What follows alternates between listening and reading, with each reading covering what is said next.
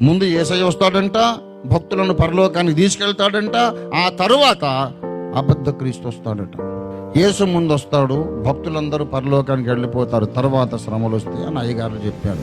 నిజమైన భక్తులందరూ పరలోకానికి వెళ్ళిపోయారు. వీడేమో ప్రపంచ రాజు, నీ 666 ముద్ర నేను వేయించుకోను, నువ్వు దేవునిగా నేను మొక్కను, పోరా, చంపితే చంపావు కాక నన్ను అనేంత దమ్మున్న మునగాళ్ళు ఎవరుంటారండి? మిగిలిందంతా వాడి సరికే కదా.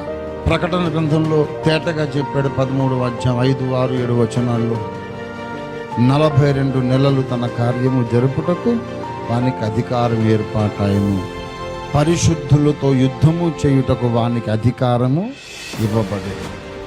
వాడు వచ్చేదేమో పరిశుద్ధులతో యుద్ధం చేయడానికి వస్తున్నాడు, వాడు రాకముందే పరిశుద్ధులు ఇంటికి వెళ్ళిపోతారని నువ్వు చెప్తున్నావు. కాస్త ఆలోచించండి. అంటే ఓఫీర్ మాకందరు విరోధంగా మాట్లాడుతున్నాడని పెద్ద పెద్ద సేవకులందరూ నన్ను ద్వేషించడం మొదలుపెట్టారు.